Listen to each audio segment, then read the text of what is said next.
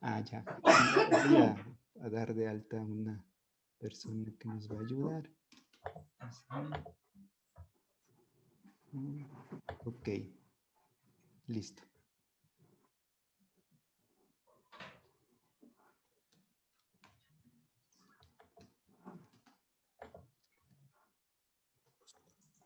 Muy bien.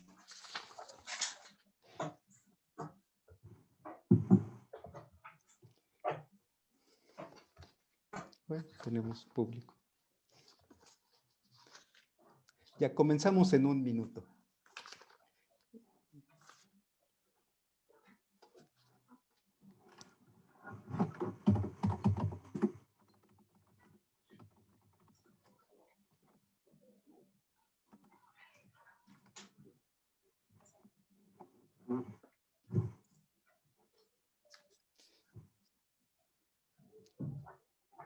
Muy bien. Bueno, el profesor Bruno no ha ingresado, ¿verdad? No, parece que todavía no, pero... Ok, bueno, pero se Creo que estamos incorporará haciendo. seguramente, ¿no? Sí.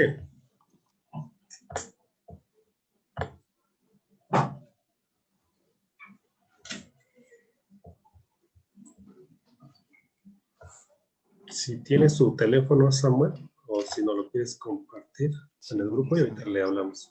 Sí, de hecho estuve en comunicación con él, o sea, y hasta hace un momento. Hola, Bruno. Que a lo mejor tiene algún problema técnico. Se los comparto.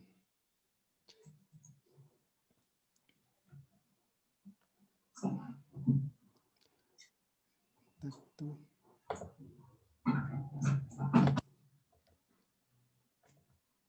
Muy bien, aquí ya está. Ya le mandé mensajito y también compartí con ustedes. Sí. Si gustas iniciar, ya ahorita lo checamos. Ok, bueno, pues buen día.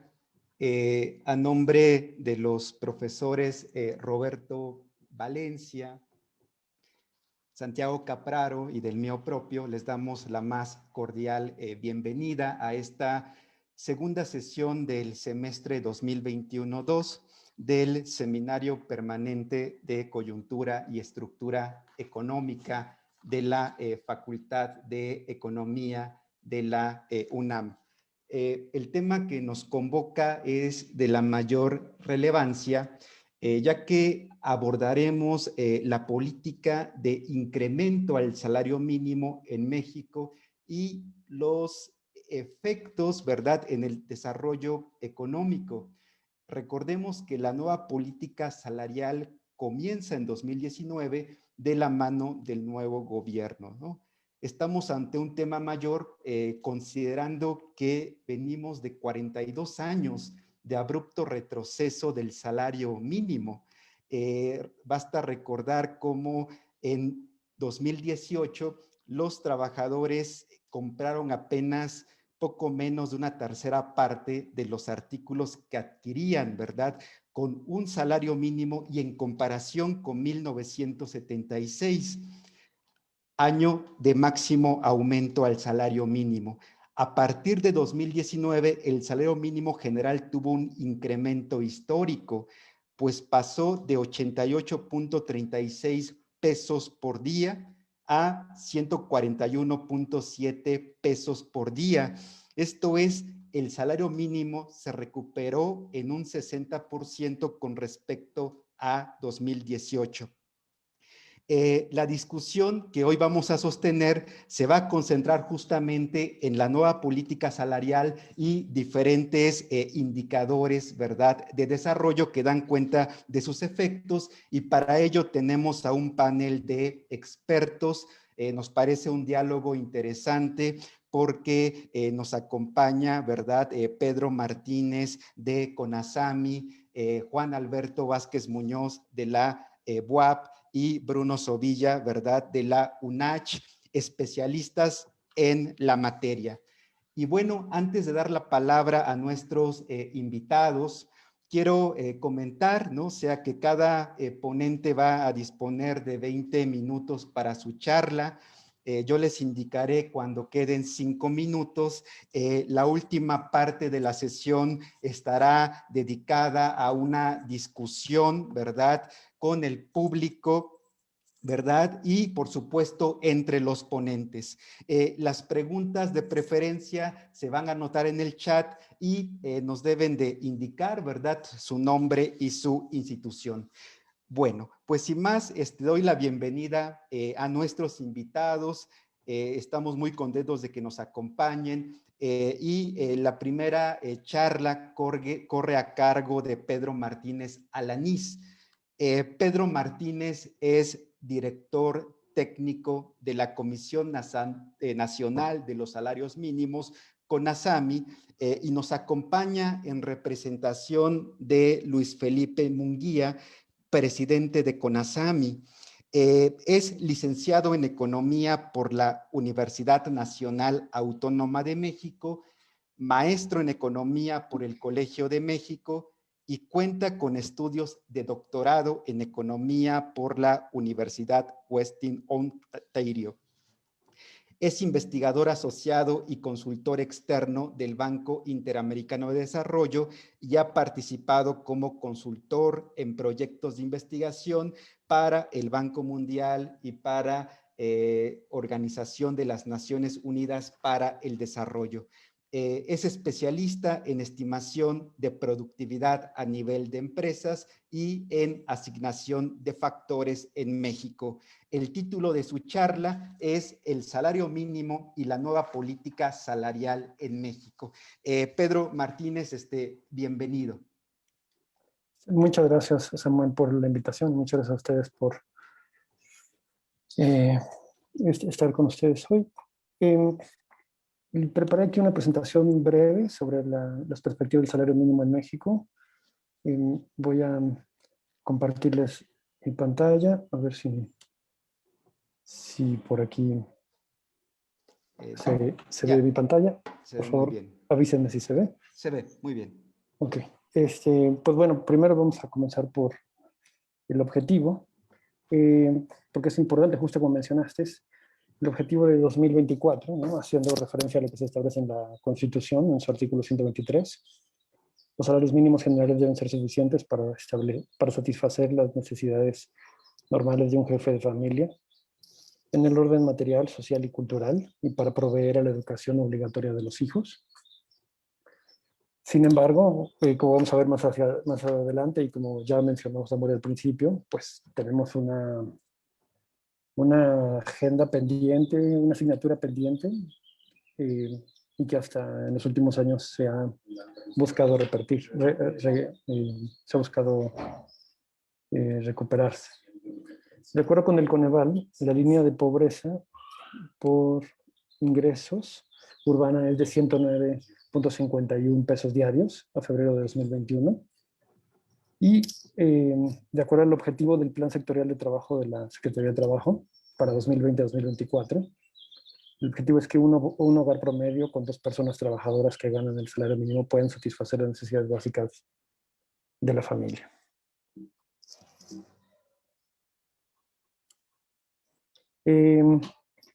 Como ustedes ya saben, o sea, conocen, a partir de 2018 en esta administración ha habido incrementos importantes al salario mínimo.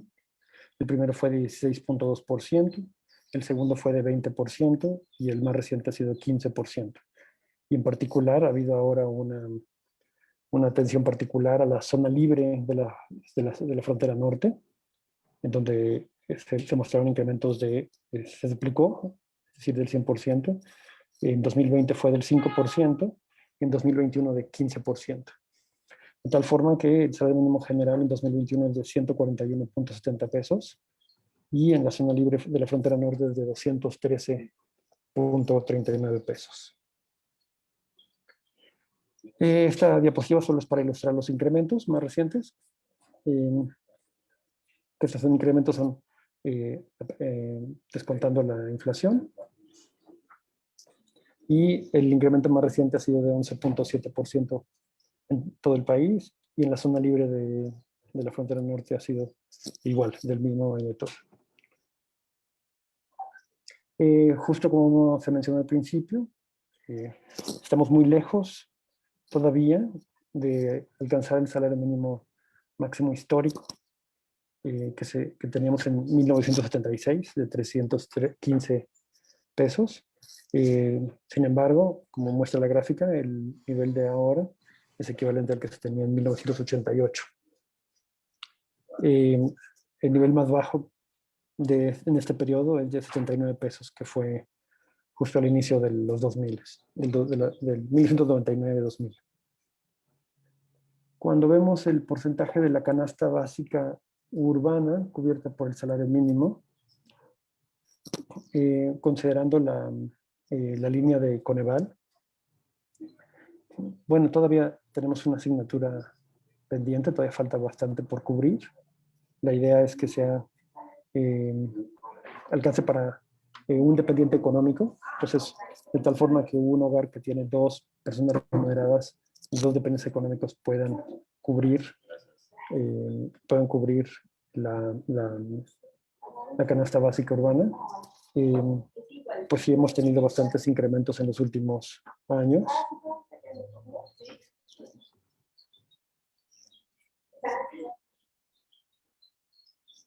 Cuando comparamos el salario base de cotización promedio, justo tenemos aquí al inicio de esta administración el incremento, el marcado incremento sobre la zona libre de la frontera norte. Esto es con datos del IMSS. Y estos son con series desestacionalizadas para considerar los efectos estacionales debidos a los efectos de diciembre, de Semana Santa, etc. El dato más reciente es de 400 pesos, salario base de cotización promedio, con datos del IMSS.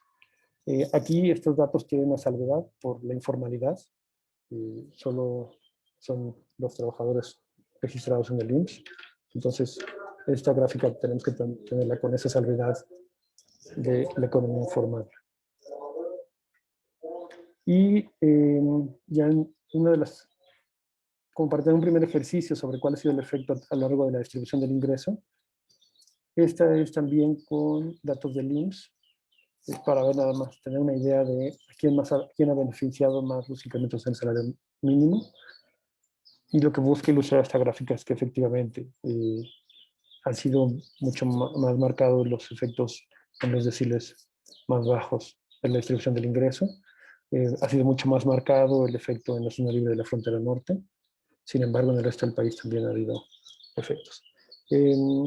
Esta es una primera aproximación, entonces con esto nos permite concluir que los incrementos en el salario mínimo han beneficiado más a los trabajadores formales con menores ingresos.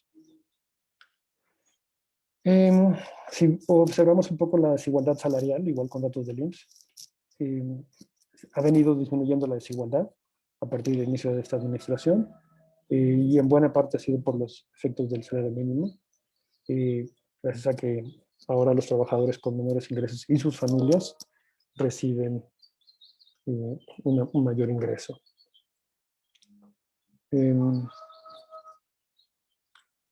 Solo para subrayar y concluir los efectos positivos, en 2019 se elevó en 6.2% del ingreso de los trabajadores de la zona libre de la frontera norte, sin que eso tenga una afectación negativa sobre el nivel de empleo. La brecha salarial de género se redujo de 24.9 a 22.3%, y el 10% de los trabajadores que menos... el 10% de los trabajadores con menor ingreso registró una variación anual real en su ingreso del 72% y de 10% en el resto del país, que es lo de la gráfica de los...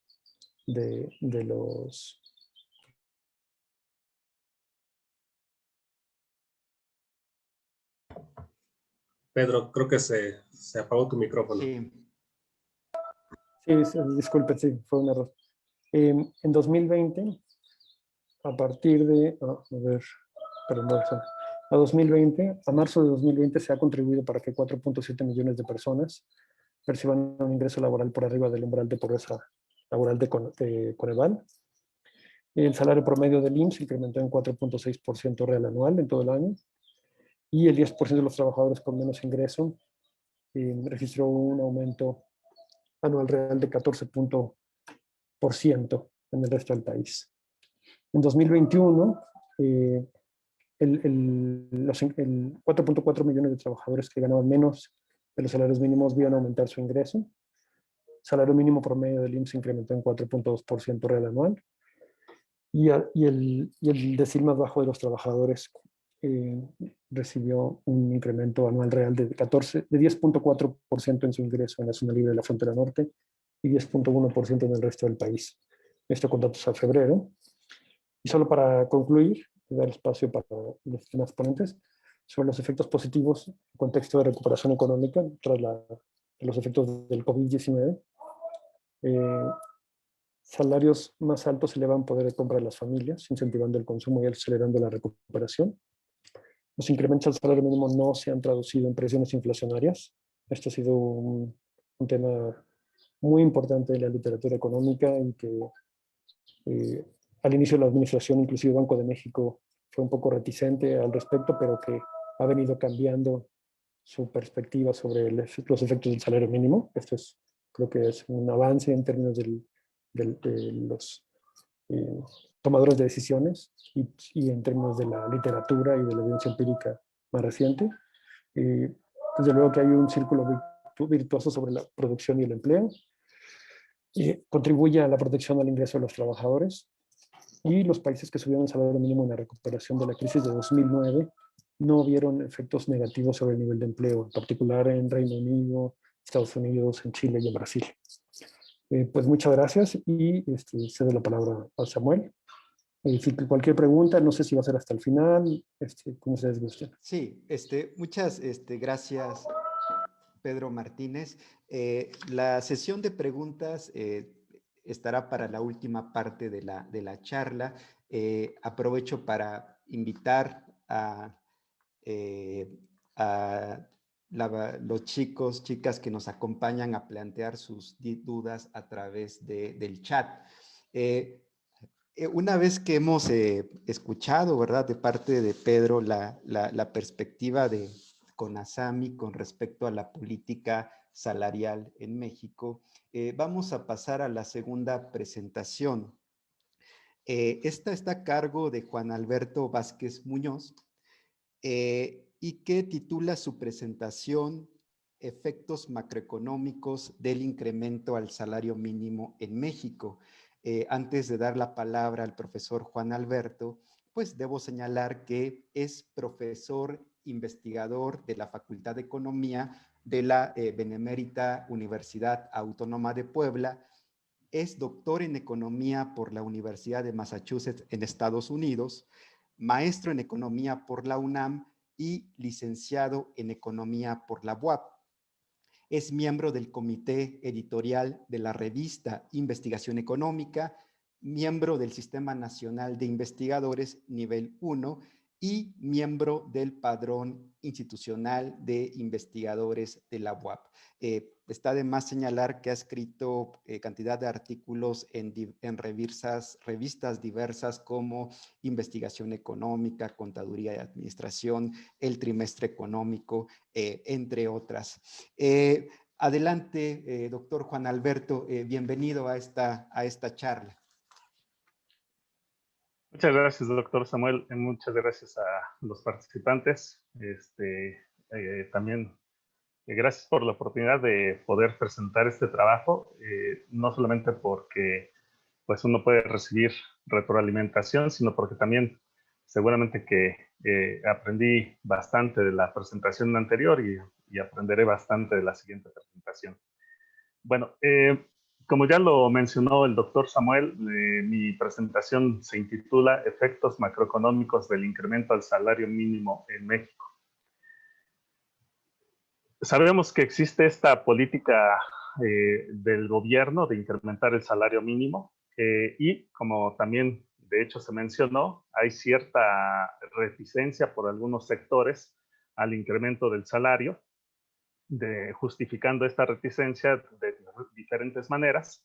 Entonces, la idea es hacer un estudio muy sencillo, se basa básicamente en correlaciones simples para poder justificar, o más bien para poder entender si es que es justificable esta idea de no subir el salario mínimo o si es justificable incrementar el salario mínimo.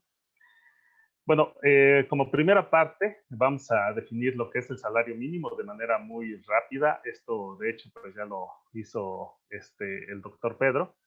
Pero bueno, debe ser suficiente para satisfacer las necesidades normales de un jefe de familia en el ámbito material, social y cultural y para proveer a la educación obligatoria de los hijos.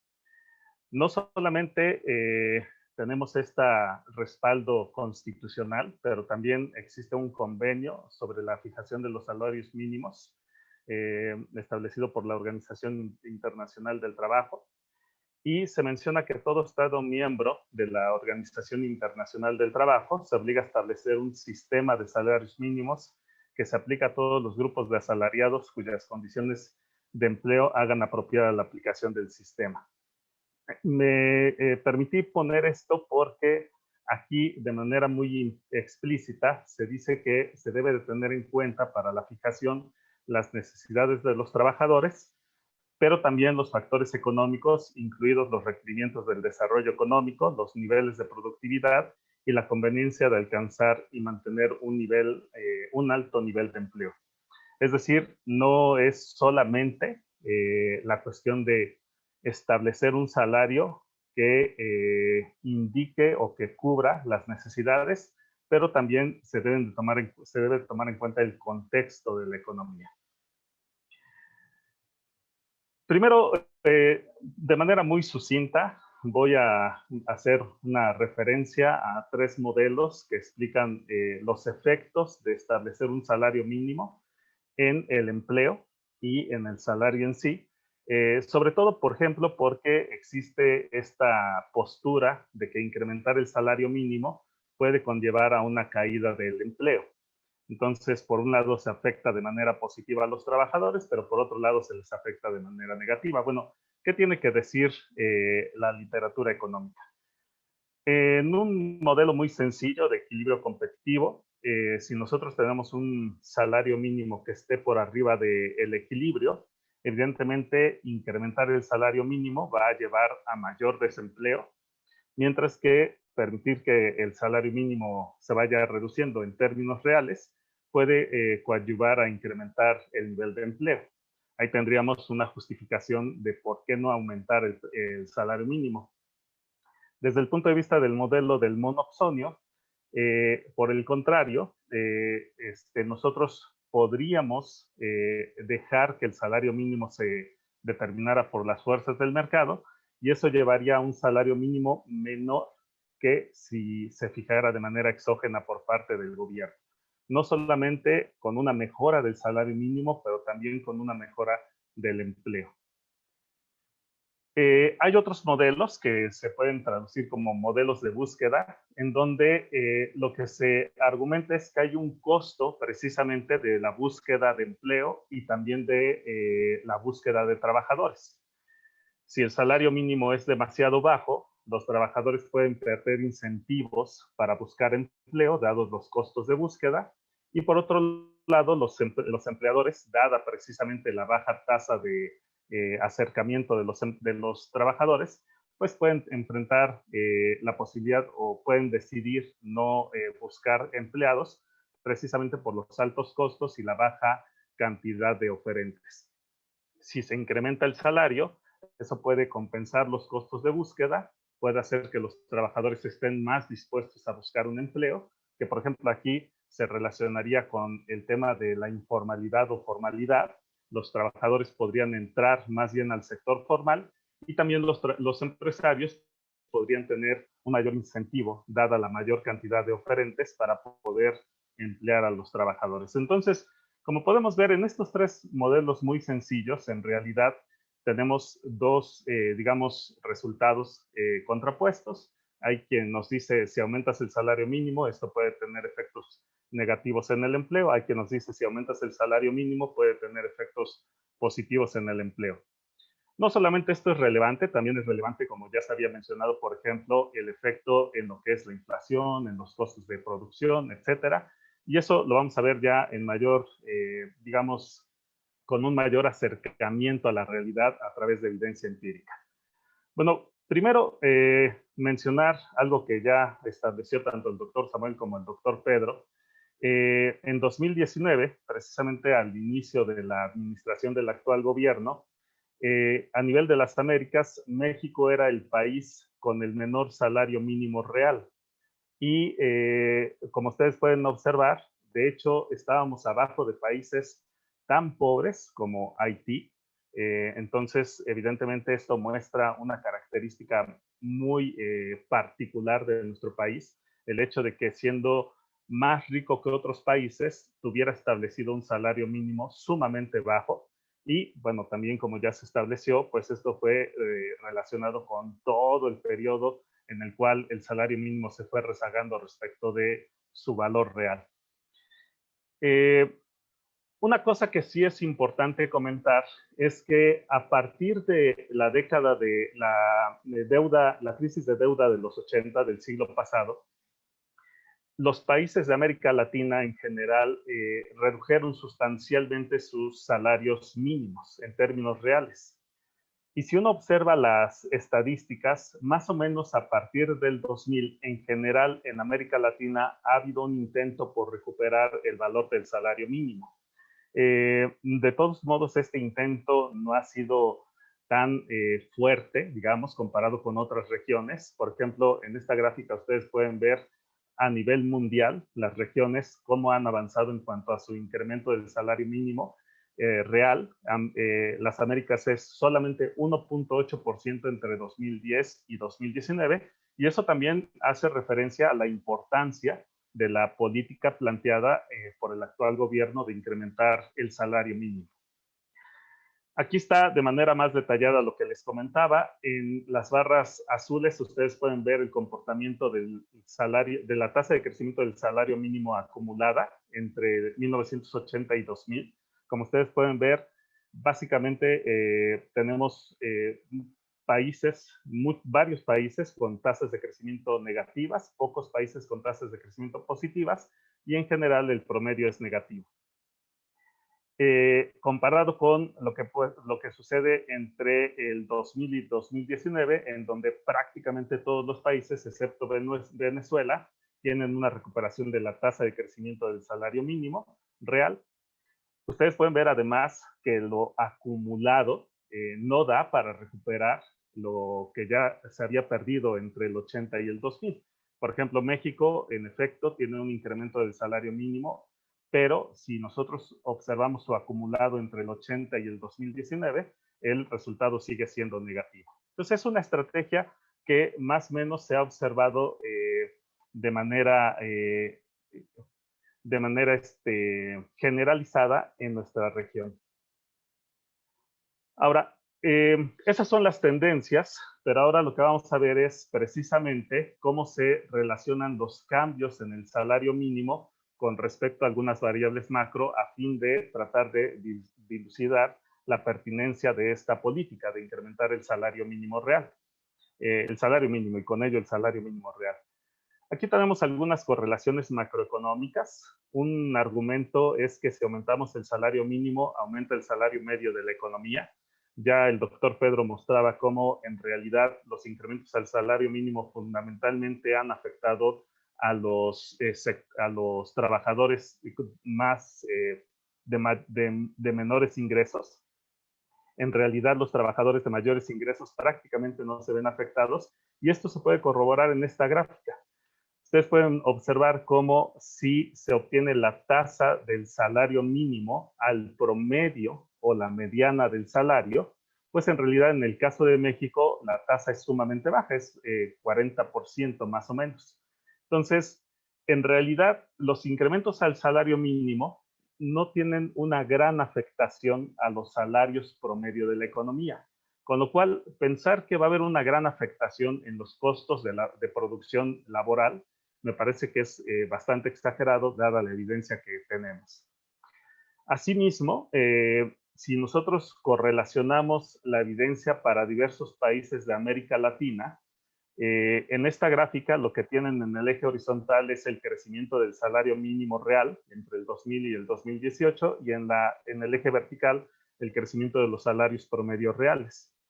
Ustedes pueden observar que hay diferentes grupos de caracterización. Hay para quienes la relación es una, para quienes la relación es otra, pero lo que se observa es que para los tres distintos grupos, la relación entre el salario promedio y el salario mínimo es inelástica, lo cual otra vez nos indica que incrementar el salario mínimo en realidad no va a tener un efecto sustancial en el salario medio de la economía. Una cosa a destacar es que precisamente con el incremento del salario mínimo se ha observado un incremento de la participación del empleo de los trabajadores que ganan hasta un salario mínimo o entre 1 y 2 salarios mínimos. Una cuestión importante es, o que no debemos de confundir, es que esto pueda estar implicando un incremento del empleo.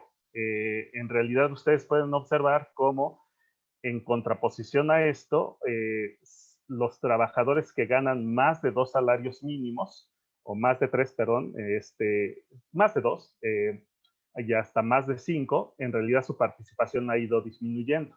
Entonces esto lo que puede ser más bien nos puede estar arrojando es un cambio en la composición del empleo. Claro, al haber más incremento al haber incremento de los salarios mínimos, pues no necesariamente tiene que cambiar, digamos, o aumentar el empleo de los trabajadores menos pagados, pero sí podría estar incrementándose su participación en el empleo total.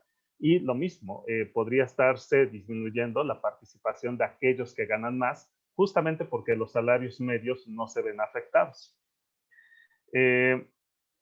Otro argumento es que si aumentamos el salario mínimo, aumenta la inflación. Bueno, aquí en esta gráfica ustedes pueden ver el acumulado de la tasa de crecimiento del salario mínimo real en el azul oscuro y del incremento acumulado de la tasa de crecimiento del salario mínimo nominal. Ustedes pueden observar claramente cómo en realidad los incrementos al salario mínimo pues han sido compensados, mucho más que compensados que por la tasa de inflación. No se observa que haya un incremento equiproporcional, sino que más bien la inflación está incrementándose sustancialmente más que los salarios mínimos, y eso nos lleva a pensar que en realidad, evidentemente, la inflación puede tener otros factores más que el salario mínimo, y sobre todo por lo que ya habíamos establecido, de que no hay un efecto en los salarios medios de la economía por el incremento del salario mínimo. En esta gráfica, precisamente, ustedes pueden observar de nuevo una caracterización de los diferentes países de América Latina por grupos, en este caso 4 grupos, y ustedes pueden observar que en realidad en el eje vertical tienen la inflación, en el eje horizontal el crecimiento del salario mínimo, y ustedes pueden observar que en realidad los interceptos de las diferentes ecuaciones pues son mucho más elevados que 0. Con lo cual se puede observar que la tasa de inflación está explicada por muchos otros factores que no necesariamente son el incremento al salario mínimo. Una cosa relacionada con esto es que si nosotros correlacionamos los incrementos a los salarios mínimos y con el empleo en las empresas por tamaño, micro, pequeña, mediana y grande, ustedes pueden observar que la mayor correlación se observa entre el salario mínimo y las empresas micro. Es difícil, sería, creo yo, difícil pensar que, dado que las mayores afectaciones se van a dar en las empresas micro, es difícil pensar que eso se va a traducir en los precios de la economía. Me parece que sería más factible pensar que eso sería así si las afectaciones se dieran en las empresas de tamaño mediano o grande. 5 minutos. Esto, bueno, pues era una correlación entre los gráficos. Sí. ¿Me comentaste algo, Samuel? Sí, que tenemos 5 minutos para concluir. Sí, claro, sí, gracias. Samuel, cómo no. Luego está la correlación entre el salario mínimo y la productividad laboral. Aquí se decía, ¿no?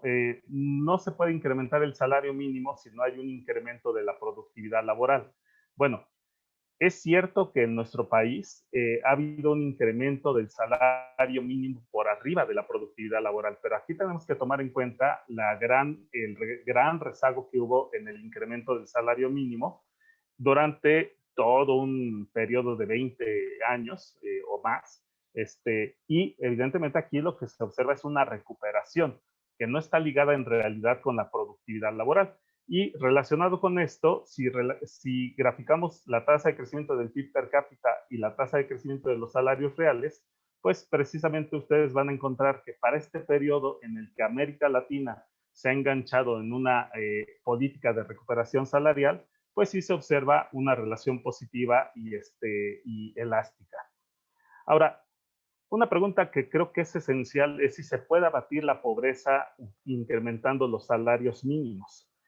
Es cierto que en la región de América Latina, como decíamos, a partir del 2000 ha habido una estrategia en general de recuperar el salario mínimo y también ha habido una estrategia paralela de reducir la pobreza.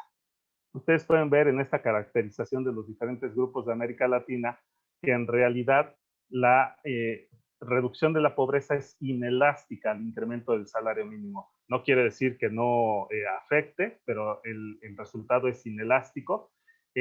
Repito, es una correlación sencilla, también eso hay que tenerlo en claro, pero fundamentalmente la reducción de la pobreza se ha debido básicamente al incremento de programas paralelos de ayuda a los sectores más vulnerables, como se puede ver en estas gráficas. Y bueno, la pregunta es, ¿se debe o no se debe de incrementar el salario mínimo? Creo yo que no debería de haber ninguna duda de entrada, más allá de los diferentes análisis en que debe de incrementarse el salario mínimo. Es hasta, podríamos decirlo así, sé que estamos en un ámbito académico, pero hasta podríamos decirlo que es amoral que el salario mínimo sea tan bajo, dado lo que representa, dada la idea que representa el salario mínimo. No creo que haya evidencia que indique que esto puede llevar a costos sustanciales, pero una cosa que sí me parece que se debe de considerar, ya para finalizar en las consideraciones finales, es que este incremento del salario mínimo, desde mi punto de vista, no puede ser sostenible si no viene acompañado de una estrategia de acumulación de capital, de incentivar la acumulación de capital. Por muchos motivos, entre otros, por ejemplo, porque si seguimos con una acumulación de capital tan baja, parte de la demanda agregada que representan los mayores salarios se va hacia importaciones y evidentemente eso no genera un círculo virtuoso de mayor demanda, mayor producción. Entonces, esta estrategia por sí sola, así como se ha acompañado de programas sociales, se tiene que acompañar de una estrategia de acumulación de capital que permita justamente que haya el círculo virtuoso entre mayores salarios nominales y reales, mayor demanda agregada y mayor producción. Muchas gracias. Bueno, pues muchas gracias, Alberto, por tu presentación. Las conclusiones, ¿verdad? A las que arriba son por demás relevantes. La importancia de una estrategia de acumulación como complemento a la política de mejora del salario mínimo. Este es un tema que ponen sobre la mesa y sin lugar a dudas será tema de discusión. La última presentación está a cargo de Bruno Sovilla. Buen día, Bruno. Antes de dar la palabra al profesor Bruno, quiero comentar, ¿no?, que es profesor titular de macroeconomía, microeconomía y economía política en la Facultad de Ciencias Sociales de la Universidad Autónoma de Chiapas en San Cristóbal de las Casas. Es doctor en Economía, en Política Económica por la Universidad Complutense de Madrid. Tiene estudios de maestría en Estudios Internacionales por la Universidad de Trento en Italia y tiene estudios, ¿verdad? Es licenciado en Ciencias Políticas por la Universidad de Bolonia en Italia. Es miembro del Sistema Nacional de Investigadores y desde 2020 es miembro de la Academia Mexicana de Ciencias. Bienvenido, Bruno. El título de la presentación de nuestro invitado es Salario Mínimo, Pobreza y Desigualdad en México. Antes de dar la palabra al profesor Bruno, nuevamente los invito a que participen en la ronda de preguntas de la última sesión a través, ¿verdad?, del chat y por supuesto estaremos muy contentos de leer sus inquietudes y dialogar con nuestros invitados. Adelante, profesor Bruno. Igual le pediríamos al... Ok, adelante. No, ya, listo, pronto.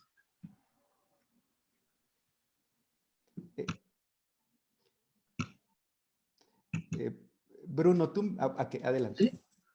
Sí, buenas tardes a todos ustedes. Muchas gracias al doctor Samuel por la invitación para hablar de un tema interesante.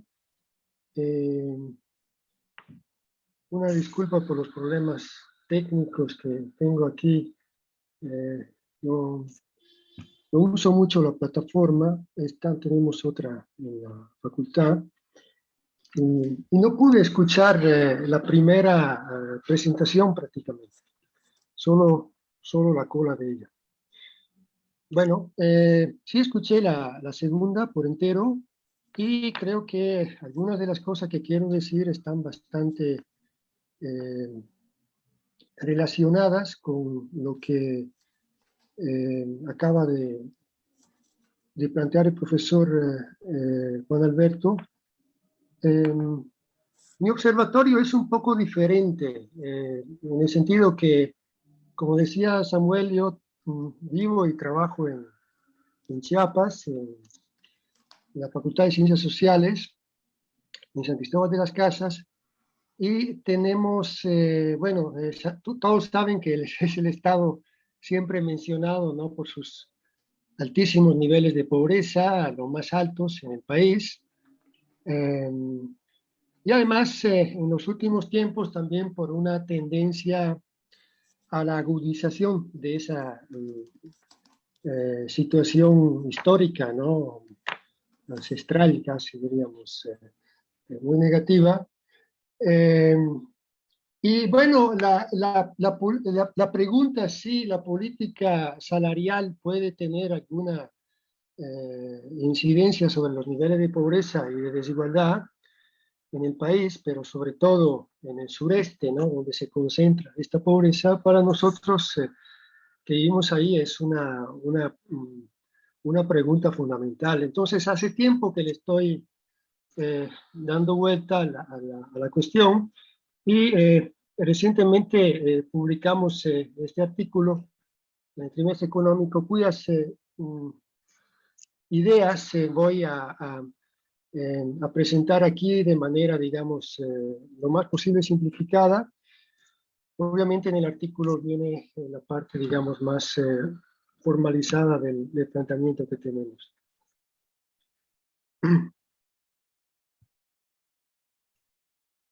Ahora, la hipótesis que me guía en el trabajo es que el aumento del salario mínimo,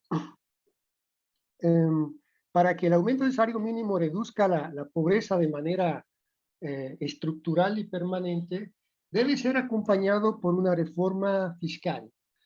Eso porque, como diré más adelante, la política salarial efectuada a través de esta variable, a mi manera de ver, puede tener un impacto solo si hay una política paralela que necesariamente debe realizarse a través de la fiscalidad general, de incremento del gasto público para llevar a cabo esa formalización del empleo que, si no se da, impide que esta variable impacte sobre la economía real. como diré, nosotros en Chiapas tenemos niveles de informalidad muy altos, ¿no? Y precisamente el problema es que el salario mínimo no muerde, como se dice, en esa sección del mercado laboral que es prácticamente la única, ¿no?, que está creando empleo en la entidad. Entonces, bueno, que la pobreza y la desigualdad tengan niveles extraordinarios en el país,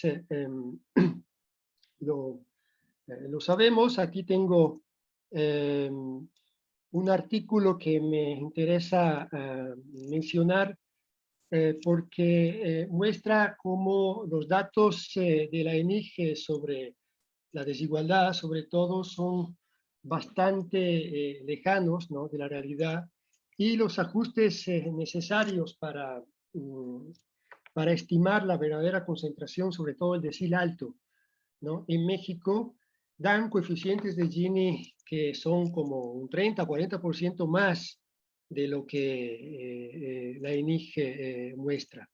Entonces, bueno, este artículo yo lo sugiero como, digamos, un artículo interesante de los profesores Chávez, Campos y Esquivel para fijar los términos del problema a nivel nacional. Ahora, el tema pobreza requiere, digamos, un análisis profundo y en Europa se ha enfrentado con éxito, diría yo, al menos en la parte norte de Europa, con esta construcción del Estado social, que requiere niveles de recaudación por encima del 40% del PIB, ¿no?, para financiar un gasto social que pueda acabar, ¿no?, con la pobreza. Ahora, la cuestión es que esta política, que repito, ha sido exitosa, también en los países del sur de Europa, por decir, en Italia tenemos un sistema de salud público muy avanzado gracias a ese gasto, a ese incremento en el gasto social que la elevada recaudación, ¿no?, ha hecho posible. Pero esta situación en México, esta política, digamos, redistributiva, como se definiría, no ha sido posible, y el intento de realizarla del profesor Caldor en los años 60 fracasó, ¿no?, frente a la resistencia de la élite mexicana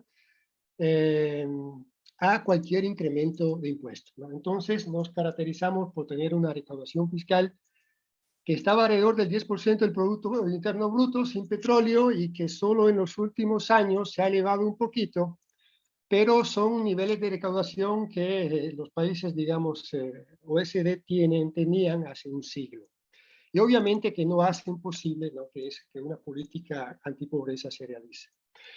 Entonces, por esa razón, la política llamada predistributiva, es decir, intervenir sobre el tema distributivo a partir del mercado laboral donde se crea el producto, ¿no?, antes de que se realice el producto para redistribuirlo, como ha sucedido en los países del norte de Europa.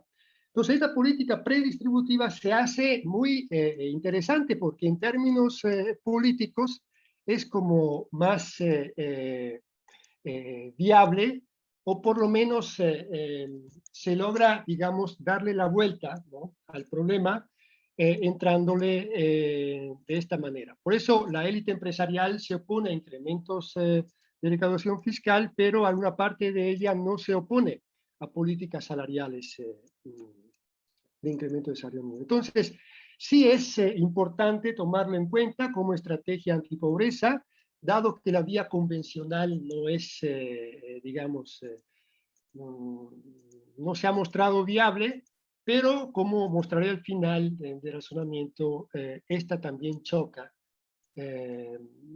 con la situación que mencionaré. Entonces, ¿por qué es necesario aumentar el salario mínimo? Sobre esto no me voy a detener mucho, solo muestro la gráfica que se ha mencionado también en la última intervención, ¿no?, de que este salario mínimo sabemos ahora sigue siendo el más bajo a nivel de OECD y también en América Latina, ¿no?, a pesar de que México no es el país, está entre los primeros 5 o 6 países como nivel de ingreso per cápita, ¿no? Pero bueno, la política salarial en México se puede dividir en dos partes, ¿no? Del 50 para acá.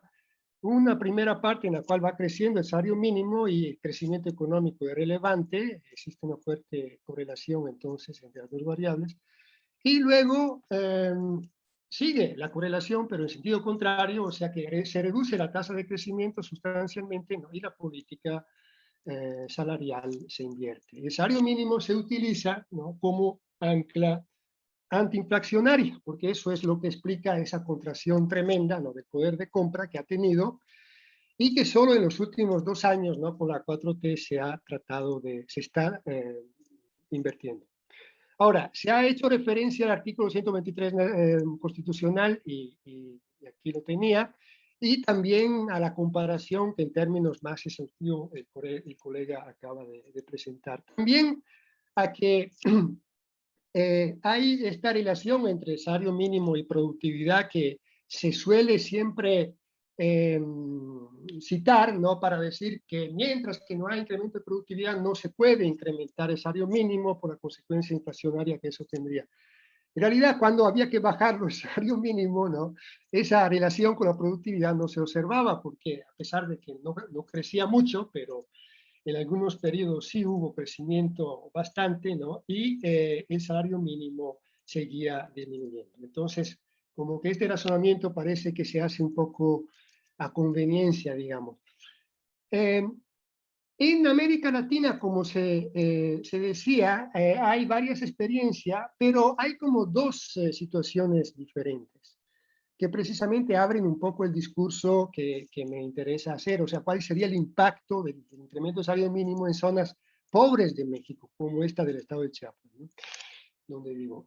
Y como ven, hay una parte, Brasil, Uruguay, Argentina, que a partir del 2000 para acá han tenido resultados positivos a través de esa política salarial, acompañada obviamente, ¿no? De otras políticas sociales. Se ha logrado reducir sustancialmente la pobreza y mejorar la distribución del ingreso. Y luego hay países como los de Centroamérica, ¿no? Donde el salario mínimo como decíamos, no muerde, o sea, no impacta, no tiene un impacto real, un impacto sobre la pobreza. Ahora, la situación de la pobreza que tenemos en Chiapas, aquí ven datos Coneval, se habla de un 80% de pobreza en los últimos 2 años con la pandemia, seguramente los datos han aumentado, pero todavía no hay datos oficiales, entonces no sabemos esta recuperación, ¿no? Del salario mínimo que ha habido en relación a la pobreza, cómo aparece. Aunque, claro, lo más probable es que los niveles de pobreza hayan aumentado por el efecto pandemia, ¿no? Y entonces, que el incremento en el salario mínimo que se ha dado no se vea correlacionado con una reducción de la pobreza. Pero la cuestión aquí es la siguiente. Hago una comparación entre 2 estados totalmente diferentes, ¿no? Que tienen un mercado laboral totalmente diferente, opuestos diría, Chiapas y Nuevo León, para tratar de presentar mi idea que un incremento del salario mínimo tiene un impacto en la zona, digamos, más desarrollada del país, donde la formalización del empleo sí se ha logrado realizar en buena medida, pero no donde tenemos el empleo concentrado en actividades informales y cuentapropistas, ¿no? Como manera, digamos, de sobrevivir lo que sucede en el sureste, ¿no? Y donde entonces el salario mínimo, digamos, ni siquiera se sabe que existe, porque la gente que vende tacos en las esquinas, no sabe ni siquiera cuánto es el salario mínimo y son los más pobres, ¿no? Bien, entonces aquí vemos que en Chiapas, entre los que no reciben ingreso y los que reciben hasta 1, hay como más de la mitad de la población, ahora serán casi 2/3 con los últimos datos. Estos son datos de la NOE 2019. Mientras que en Nuevo León apenas son el 11% que están por debajo, ¿no? de un salario mínimo.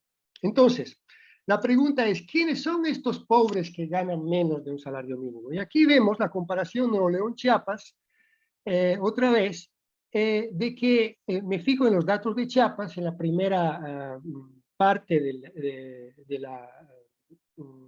sí, sería la segunda columna, donde dice, donde se ve que los trabajadores con menos de un salario mínimo suelen ser cuentapropistas, suelen trabajar mucho, ¿no? Y no tener prestaciones, es decir, se mueven en la informalidad, ¿no? Hay una parte, sí, pero son solo un tercio de trabajadores asalariados, ¿no? Que son remunerados menos de un salario mínimo, pero también ellos están en gran mayoría en la informalidad.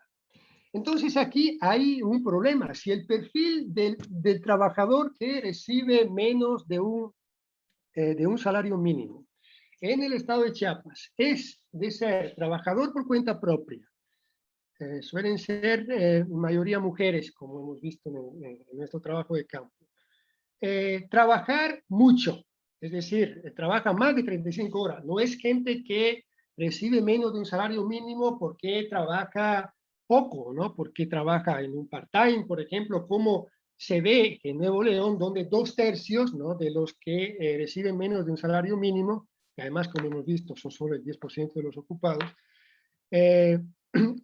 2/3 trabajan menos de 35 horas. Entonces suele ser como, puede aparecer como una elección, ¿no? Trabajo menos y me conformo con menos, cosa que a veces hacen, por ejemplo, quien estudia, ¿no? Mientras que si uno trabaja mucho y recibe esas cifras ridículas, ¿no? Que reciben los ocupados con menos de un salario mínimo ahí, evidentemente eso no es ninguna elección, es una situación debida a un mercado laboral que da solo la opción de salir a la calle, ¿no? De inventarse algo para poder sobrevivir. Entonces, si el perfil de quien trabaja, de quien recibe menos de un salario mínimo es cuentapropista, trabaja mucho, está en la economía informal, ¿cómo es posible que un incremento del salario mínimo lo interese? ¿No? El cuentapropista ni siquiera recibe un salario. Entonces, toda esta gente que aquí está en condiciones de pobreza a veces extrema, no recibiría ningún beneficio. Pero nosotros hicimos también un trabajo de campo, que aquí solo tengo un poco, digamos, apenas evidenciado, en San Cristóbal, en Tuxtla, en Ixtla, en 3 cabeceras importantes del estado, para mostrar que entre los asalariados, o sea, ese 1/3, esa minoría, ¿no? de ocupados, que podrían estar interesados en un incremento de salario mínimo porque son asalariados muy pobres, los que están en la informalidad, que son casi todos, ni siquiera se percatan de los incrementos de salario mínimo cuando estos ocurren.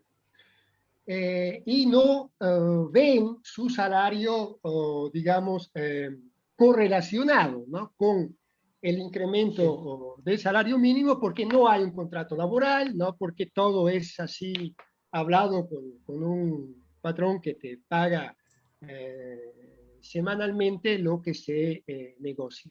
Pero lo que se negocia no tiene ninguna referencia, ¿no? con el salario mínimo legal. Solo dentro de la economía formal, en los niveles bajos, ¿no? salariales de la economía formal, es que se empieza a ver, ¿no? que el salario mínimo empieza a morder. Entonces, que su incremento efectivamente, ¿no? Significa un incremento en el nivel de vida de estos asalariados pobres. Pero, repito, estamos hablando de un sector totalmente minoritario, al menos en la zona donde vivimos, donde vivo yo. Entonces, mi conclusión es necesario recuperar el poder de compra del salario mínimo, obviamente, ¿no? Todo eso, la evidencia lo muestra, y hay un montón de razones para afirmarlo. Eso implicaría una mejoría en la distribución del ingreso, no solo personal, también a nivel territorial y también a nivel funcional. Sabemos que México se caracteriza por una distribución invertida prácticamente, 1/3 al trabajo, ¿no? Y 2/3 al capital, cuando los países de la OECD muestran precisamente la situación opuesta. Ahora, la política redistributiva convencional no es viable porque, como se ha visto desde los intentos de Caldo de los años 60, la fuerza de la élite lo impide, ¿no?, el incremento de la recaudación para financiarlo. Ahora, el aumento del salario mínimo puede modificar la distribución de ingresos en favor de los asalariados, porque ejerce una presión sobre los salarios superiores. Sin embargo, no puede de por sí, ¿no?, por sí solo, reducir la pobreza. Es necesario implementar una política de empleo. Es necesario, y aquí viene el tema, ¿no?, central de la reforma fiscal. Es decir, solo una política de incremento del empleo formal, que necesariamente en esta situación requiere la intervención pública. En el artículo nosotros estimamos al menos un 5% del Producto Interno Bruto de gasto finalizado a la creación directa de empleo, ¿sí?, puede crear las condiciones, ¿no?, de una formalización del mercado laboral, que es la precondición para que la política salarial, a través del salario mínimo, ¿no?, ataque la pobreza.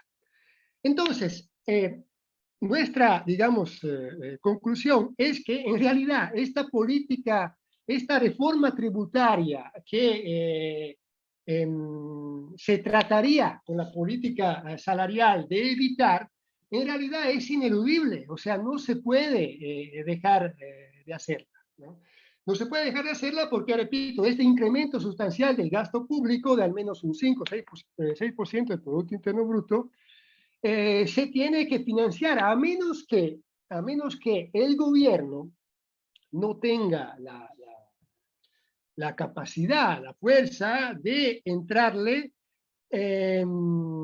a la política fiscal desde el punto de vista de la finanza funcional. Sabemos que, y aquí cito la contribución de Ava Lerner, ese artículo de 1943, publicado en Social Research, es un artículo fundamental, yo creo, para quien se ocupa de estos temas, la propuesta de la finanza funcional, es decir, de que el incremento de gasto público se realice sin un inmediato incremento de la presión fiscal, y las condiciones, ¿no?, que harían posible aplicar una política fiscal expansiva de esta manera. Claro, no se trataría solo de una acción en el plan fiscal, porque actuar dentro del enfoque funcionalista implica también reformar las relaciones externas, por ejemplo, cosa que en México no ha logrado o querido hacer ni siquiera con ese cambio de administración. Por eso que también, a pesar de los cambios, digamos, muy conclamados, en realidad, digamos, los planteamientos fundamentales, ¿no?, de la política neoliberal en términos de política macroeconómica no se pueden dejar de lado. Es decir, el hecho de mantener finanzas públicas sanas, por ejemplo, entonces de tener que incrementar impuestos cada vez que se gasta un peso, se mantiene si no se logra reinsertar la economía, y entonces si no se logra proponer un modelo económico completamente alternativo al anterior. Entonces, claro, los Bruno, discursos, ¿podrías ¿no?, concluir? incrementamos el salario mínimo y automáticamente la pobreza disminuye, que es lo que los políticos, ¿no?, suelen mencionar. Yo con digamos, con esta breve presentación pretendo demostrar que es propaganda, ¿no? Es propaganda, no es análisis económico, porque, repito, sin intervenir directamente dentro del mercado de trabajo y sin una sustancial política de formalización del empleo, donde ese empleo no existe, sobre todo en el sureste, los incrementos salariales no pueden atacar, ¿no?, la pobreza en estas regiones. Sería eso. Gracias. Bueno, muchas gracias, Bruno, por tan interesante presentación. Esta mesa despertó, ¿verdad?, gran interés y tenemos ya acumuladas algunas preguntas que plantea la comunidad. Y antes de dar paso a las preguntas, aprovechamos para saludar a los profesores Fernando Camacho, Sergio Palacios de la UAP que están siguiendo este evento, así como a el profesor Isaac Sánchez de la Universidad Autónoma de Ciudad Juárez. Bien, vamos a trabajar con 3 rondas de preguntas y va la primera, ¿no? La primera pregunta para los 3 ponentes a cargo del profesor Isaac Sánchez de la Universidad Autónoma Ciudad Juárez. ¿Qué opinan los ponentes respecto a la idea de eliminar el salario mínimo? Pregunta 1. Ahora, para Pedro Martínez, de parte de Fabiola Castillo de la UNAM, dice, dado que el incremento del salario mínimo es superior en la zona norte que en el resto del país, ¿no considera que esta política incrementaría la desigualdad entre norte y sur? En especial porque en esta última zona el empleo informal es mayor y por ende los efectos salariales tienen un efecto menor. Para el profesor Juan Alberto Vázquez de Daniel Cruz Flores. La pregunta dice, dadas las variables macroeconómicas que nos muestra, ¿cómo se podría dar un incremento sustancial del salario mínimo sin afectar variables como la inflación y el desempleo? Y para el profesor Bruno Sovilla, de parte de Carlos Santana de la UNAM, dice México, la pregunta, ¿México en 2001 se encontraría en un momento límite económico para llevar una reforma a la Caldor? Entonces dejamos planteadas este primer grupo de preguntas y podemos iniciar, si les parece, con el profesor Pedro Martínez.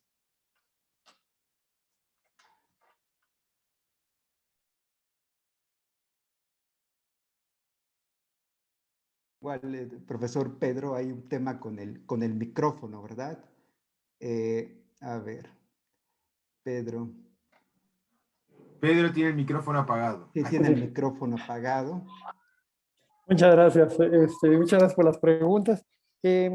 Pues sí, efectivamente, sobre lo del salario mínimo, eliminar el salario mínimo, bueno, eso, dada la Constitución, lo citamos todos, es el artículo 123, o sea, no hay forma de eliminar el salario mínimo. Eso yo creo que hasta ahí lo voy a dejar, vamos a ver la Constitución. Sobre la pregunta de Fabiola, es interesante esa pregunta sobre lo del tema de la desigualdad. Efectivamente, o sea, aquí lo que yo mostré es, se calculó el coeficiente Gini sobre los salarios de los trabajadores en el IMSS. Entonces aquí tienes el tema de la formalidad. Ahora, tu pregunta va sobre qué pasa con tomar en cuenta entre, por ejemplo, Chiapas y Nuevo León. Es justo lo que mencionó ahora con los datos profesor Bruno, donde ya tienes informalidad, tienes otras variables. Ahí ya el tema del IMSS pues, tiene sus limitantes, justo por la informalidad. Tendríamos que ser más cautelosos. No me queda claro que aumente la desigualdad. Habría que tener cuidado, en especial por todo este rezago histórico sobre el salario mínimo. Entonces, estos incrementos que se han dado, pues han sido muy pequeños. Y concentrarse nada más en el tema del salario mínimo, yo creo que es nada más concentrarse como en una perspectiva muy acotada. Habría que tener una perspectiva más amplia de cómo está el mercado laboral, de qué es lo que está pasando, hacia dónde tenemos que movernos. Y entonces yo creo que esa sería como mi respuesta hacia esa pregunta de Javier. Muchas gracias. Le paso la palabra a Samuel para las siguientes preguntas. Adelante, Juan Alberto.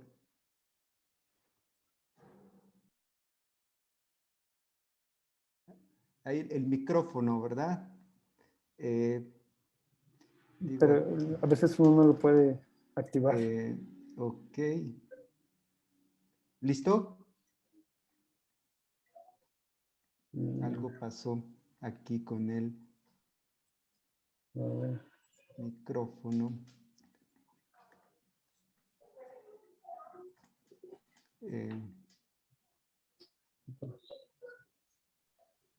Aquí Listo, no creo sé que si creo que está listo, Samuel. Sí. Ok, adelante. Bueno, primero que nada, muchas gracias por las preguntas y también aprovecho para agradecer la presentación del profesor Bruno. La verdad que muy interesante. Bueno, respecto a la eliminación del salario mínimo, aparte del estatus legal que ya mencionó el doctor Pedro, me parece que implementar un salario mínimo tiene una razón de carácter de protección, ¿no?, a los trabajadores. Es decir, aún si pudiéramos pensar en la posibilidad de que se pudiera eliminar el salario mínimo, independientemente de que está la Constitución, me parece que la existencia del salario mínimo tiene un porqué y la idea es precisamente proteger a aquellos trabajadores más vulnerables. Dado la existencia del salario mínimo, aún así hay una cantidad enorme a nivel mundial, no solamente en México, hay una cantidad enorme a nivel mundial de trabajadores que ganan menos del salario mínimo. Y es una manera precisamente por medio de la cual se les puede proteger. Después que las instituciones funcionen o no funcionen para poder, digamos, proteger al 100%, eso ya sería otra cosa, pero creo que más bien tendríamos que mejorar en ese sentido, en cómo implementar una mayor fuerza para las instituciones que permitieran que se aplicara el salario mínimo, ¿no? Aún en las condiciones de informalidad, creo que también se podría ver la forma de poder aplicar pues una protección ahí real, ¿no? Ahora, me parece que los datos son bastante claros. Yo, sinceramente, más allá de que el análisis que hice, como les decía, es muy sencillo en términos de que solamente se basa en correlaciones simples. El doctor Pedro creo que mostró algo relacionado, el doctor Bruno también, y hay diversos artículos también ya mencionados por los profesores acerca de cómo el incremento al salario mínimo en realidad no tiene un efecto sustancial en el desempleo ni en la inflación. Entonces, pues esta pregunta de cómo o qué hacer para que los incrementos sustanciales del salario mínimo no afecten a la inflación y el desempleo, bueno, creo que la respuesta es que de hecho no lo hacen, a pesar de que, digamos, no se ha hecho nada como para tratar de que no ocurra eso, ¿no? En realidad no ha habido afectaciones en la inflación ni en el desempleo. Entonces, me parece que no habría que tener ningún temor en ese sentido de incrementar el salario mínimo. Muchas gracias. Gracias, Alberto. Adelante, profesor, Bruno.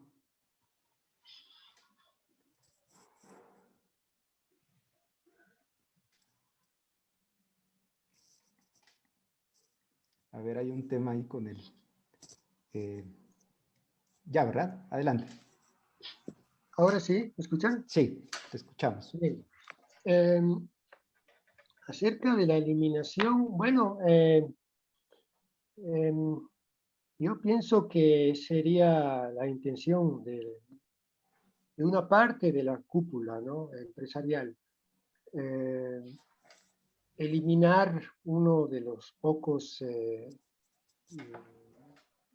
elementos que frenan, ¿no?, esa creciente concentración del ingreso en el decil, o ni siquiera en el decil, en este 1% al final, que es la élite. En Europa no todos los países utilizan el salario mínimo, pero los que no lo usan, como mi país, por ejemplo, en Italia, no tenemos salario mínimo, pero tenemos un sistema diferente de organización, un sindicato fuerte en muchos sectores, y un sindicato que a veces hace el sindicato, no otras cosas. Y por lo tanto la protección se logra a través de una negociación salarial real, que en México yo vería imposible para la gran mayoría, ¿no?, de los sectores desprotegidos, que son los que menos ganan y que no tienen representancia. Entonces, salario mínimo es el último baluarte, digamos, en ese sentido para estos grupos, y el problema es cómo hacerlo efectivo, ¿no? Esa es la cuestión. Cómo hacerlo efectivo y, claro, si Morena lo quiere eliminar y pueden cambiar la Constitución, tiene los números para hacerlo y no creo que sea un problema legal, pero bueno, ahí sí se entraría en una situación bastante difícil de entender. O sea, no lo veo, digamos, afortunadamente, ¿no?, al orden del día en la discusión este tema, y espero que no lo sea por mucho tiempo, mientras que no se logre dar un cambio estructural a la economía de México. Ahora, la reforma Kaldor, la reforma Kaldor en síntesis implica una fiscalidad más progresiva, ¿no?, y un incremento de la recaudación para llevarlo al menos esta recaudación no petrolera al doble de lo que es ahora, y acercarnos a la estructura fiscal que tienen los países, digamos, más avanzados. Pero obviamente eso quiere decir que no se puede tener una tasa máxima de impuestos sobre la renta al 35%, ¿sí? Tasa que ningún país desarrollado se da el lujo de tener, ¿no? Los ricos mexicanos pueden ganar 5, 6, 7 millones de pesos, y por encima de los casi 4 tienen esa tasa ridícula, ¿no?, en un país donde abundan los multimillonarios y abunda la pobreza extrema por el otro lado. Entonces, haría falta también introducir un impuesto patrimonial, que sería la manera más, digamos, efectiva y de mayor aplicación en el corto plazo para reducir la desigualdad y tener recursos para realmente tener un sistema de salud pública digno de este nombre, ¿no? Un sistema como el actual, que invierte el 2.8% del Producto Interno Bruto, o sea, la mitad, menos de la mitad de lo que hacen los demás, ¿no?, con los cuales nos comparamos, ¿no? Bueno, entonces, el problema es que estamos en una situación ahora no solo de resistencia de la élite, porque esa siempre la hay, afortunadamente ha cambiado la situación política en este sentido, y ahora, digamos, el nexo entre política y élite debería ser menos fuerte. Entonces aparentemente habría condiciones en términos políticos mayores, pero esta pandemia obviamente ha cambiado todo el panorama, ¿no? ¿Cómo realizar una reforma fiscal en estas condiciones? No se puede, hay que tener un mínimo de reactivación económica para poderlo hacer. Pero bueno, digamos, ahí las propuestas son muy claras. Las ideas de Kaldor en su momento tampoco eran tan novedosas. Él las había aplicado en Inglaterra 20 años antes, y menos lo serían ahora, ¿no? O sea, se sabe técnicamente lo que se tiene que hacer. La élite está ahí y probablemente es más fuerte que hace 60 años, pero como digo, las condiciones políticas han cambiado. Y entonces, cuando se sale ahora de la crisis, debe estar en el proyecto de una transformación real del país, ¿no? A menos que no se tenga el coraje, como decía, de entrarle a otros paradigmas teóricos, cosa que aparentemente, escuchando las últimas discursos también del ministro del secretario de Hacienda, no se ven. Me gustaría decir una pequeña cosa acerca de la pregunta salario mínimo, desigualdad territorial. Yo estoy de acuerdo con la pregunta. Creo que, bueno, lo he dicho, ¿no? Pero me parece que lo que dice la pregunta, es decir, que en el norte el salario mínimo crece más, en la zona fronteriza, ¿no? Aumentaría la desigualdad territorial. Bueno, no es tanto por eso, repito, es por el nivel de formalización del mercado laboral que hay en esa zona, que es totalmente diferente a lo que tenemos en el sur y que realmente hace efectiva la política salarial. También permite que el incremento de salario se vaya propagando a niveles superiores. En el sur, todo el mundo está por debajo de ese mínimo salarial, pero como traté de explicar, no es que aumentando el piso se hacen menos pobres, ¿no? Al contrario. ¿No? Gracias, Bruno. Miren, vamos a la segunda ronda. El profesor Pedro Martínez, al parecer, se tiene que retirar antes. Entonces le vamos a plantear las dos preguntas. Jacqueline Holguín, ¿verdad? De la Facultad de Economía. La pregunta es cómo se midió la disminución de la desigualdad y cómo se sostiene que hubo un crecimiento de los puestos de trabajos afiliados al IMSS en 2020 y ello pues en el contexto de la crisis económica. Y Carlos Santana también para Pedro Martínez. La pregunta, ¿el crecimiento del salario en 2021 se verá afectado por la presencia de presiones inflacionarias en el mercado internacional? Ello basado en la decisión de política monetaria donde se menciona la presencia de dichas presiones. Entonces, si les parece bien, le voy a dar la palabra al maestro Pedro para que atienda estas preguntas, ¿no?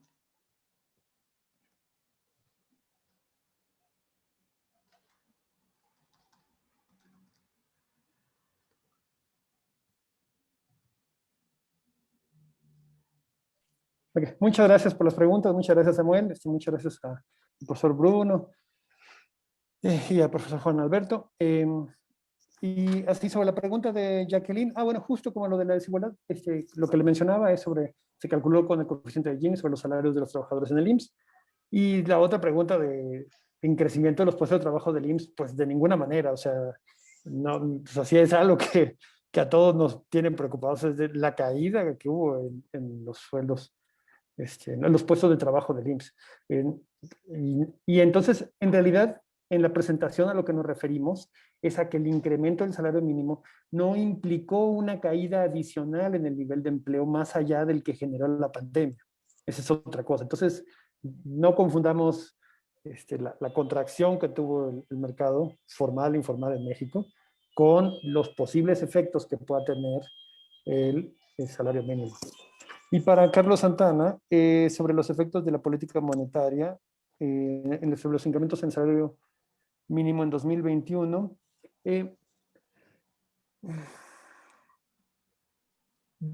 ahí creo que ya estamos entrando como a una segunda o tercera derivada, voy a ponerlo así. O sea, la política monetaria de otros países sí tiene efecto sobre lo que decida Banco de México, y eso ya es algo que su autonomía y que ellos pues toman en consideración, ¿no? Dentro de su autonomía. Pero o sea, el Banco de México está observando qué es lo que están haciendo en Estados Unidos, en Reino Unido, etcétera. La autonomía es algo muy importante, por más de que factores internacionales o factores internos del país busquen tener una cierta influencia, pues ahí es donde el juego de la autonomía pues, toma relevancia. Y sobre los efectos que eso puede tener en el salario mínimo, yo creo que sería importante recordar de que El salario mínimo, los aumentos del salario mínimo se toman por decisiones del Consejo de Representantes de la CONASAMI, y que está integrado por los obreros, por los patrones y por el gobierno. Entonces, no es algo que un solo actor de la economía tome en consideración. Entonces, o sea, la CONASAMI per se no es quien toma la decisión, sino es el Consejo de Representantes. Entonces ahí tenemos tanto trabajadores como obreros y hay una parte del gobierno, entonces tripartita. Entonces ahí los factores externos a lo mejor se pueden escuchar, se pueden considerar, pero la decisión recae en un consejo. Pues les agradezco a todos sus preguntas. Muchas gracias, Samuel, por la participación. Yo voy a retirarme ya en los próximos minutos, pero estoy atento a los mensajes del chat y con gusto los podemos atender. Muchas gracias a todos. Muy bien, gracias Pedro Martínez por tus comentarios. Vamos a continuar con la dinámica, la segunda ronda de preguntas para Juan Alberto Vázquez de Fabiola Castillo de la UNAM. Dado la coyuntura en que nos encontramos y que el salario mínimo afectó más a las micro, pequeñas y medianas empresas durante la pandemia y con ello afectó su capacidad de pago, considera que el incremento del salario se traducirá en más desempleo. Y de una vez, ¿verdad? La pregunta que plantea Carlos Santana también para Juan Alberto. La falta de crecimiento del producto ha detonado la poca significancia de las variaciones del nivel del salario mínimo, es una pregunta. Es decir, dichos aumentos, al no estar en un crecimiento significativo del empleo, no estarían marcando un cambio estructural para la economía. Para el profesor Bruno Sovilla de Fabiola Castillo. ¿Qué políticas sugiere para incentivar la creación de empleos formales y para combatir las lamentables condiciones de trabajo en la zona sur del país? Adelante, Juan Alberto. Gracias, gracias, doctor Samuel. Bueno, con respecto a la coyuntura y esta cuestión de que el incremento del salario mínimo ha afectado más a las micro y pequeñas empresas, creo que hay que tomar en cuenta, es difícil saber hasta qué grado puede pasar esto que voy a decir. Es muy interesante lo que presentó el profesor Bruno con respecto a esto, y también el doctor Pedro ya había mencionado algo. El salario mínimo rige la parte formal, ¿no? La parte informal, pues evidentemente no está regida por el salario mínimo. Entonces, ahí tenemos una situación que discernir, porque muchas de las micro empresas y de las pequeñas empresas en realidad no tienen trabajo formal, sino que más bien están contratando a trabajo informal. Entonces, ahí el incremento al salario mínimo, lo que nos indican los datos es que ha afectado más a esas empresas, pero no quiere decir que en realidad todas se vean afectadas o que todo sus trabajadores se vayan a ver afectados por el incremento al salario. Además de que hay algunas empresas que, si bien tienen, digamos, sus registros formales, por poner un caso, hay alguna estrategia en la cual lo que hacen es pagar un salario mayor al salario mínimo y reportar el salario mínimo. Entonces, no es que necesariamente estén pagando el mínimo, quizá están pagando más, pero reportan un salario menor por las cuestiones de las prestaciones. Entonces, hay muchas cosas ahí que tendríamos que considerar, y creo que existe evidencia. Este artículo que mencionó el doctor Bruno, de Gerardo Esquivel y otros autores, muestra que en realidad no hay un problema fundamental en cuanto al incremento del salario que genere desempleo. Ahí, sinceramente, no creo que vaya por ahí el asunto. Ahora, lo que sí me parece es que, de todos modos, dada la situación que estamos viviendo de crisis, sí se tiene que ser cuidadoso en cuanto al incremento del salario, sobre todo para este tipo de empresas. Repito, no quiere decir que necesariamente se vean afectadas en un 100%, pero justamente las que se ven más afectadas son las empresas más pequeñas, las menos fuertes. Entonces, ahí en un contexto de crisis, pues sí se puede ver un efecto negativo. Entonces, ahí me parece que hay un juego que se tiene que discernir en términos de hasta qué punto incrementar el salario mínimo en una situación como la que estamos viviendo, sin dejar de lado que la necesidad que había o que hay de incrementar el salario mínimo es patente. Eso es un hecho concreto. Luego, si hay bajo crecimiento, entonces por eso puede ser que no haya significancia de los incrementos de los salarios en las distintas variables. Puede ser, en efecto, porque precisamente el bajo crecimiento es una de las cuestiones por las cuales tenemos tanta informalidad. Hay, por ejemplo, el reporte sobre los salarios mínimos mundiales de la Organización Mundial del Trabajo, por ejemplo, dice que en realidad tenemos mucha informalidad porque hay baja productividad. Ya lo mencionaba el doctor Bruno. Hubo una época larga de tiempo en la cual hubo productividad, pero no se vio acompañada de los incrementos salariales. Con lo cual, en realidad, no es que haya una relación tan estrecha en esa relación entre el salario mínimo y lo que sería la productividad. Creo que más bien el problema es ese, la baja tasa de crecimiento. Y por eso aprovecho para comentar, yo estoy completamente de acuerdo que se requiere una reforma fiscal tributaria que más allá de cómo se haga, creo que es importante que vaya dirigida a el incremento de la inversión pública, porque el incremento de la inversión es clave para generar mayor crecimiento.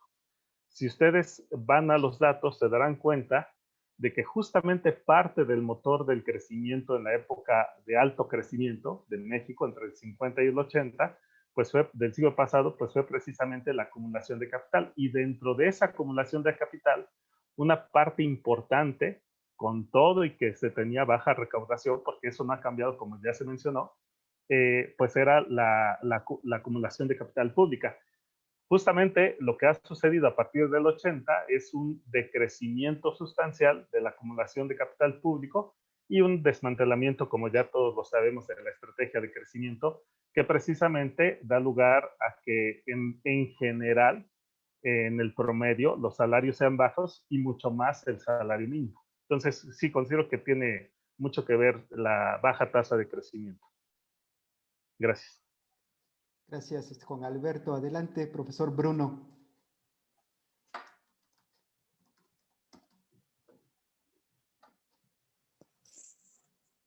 Adelante.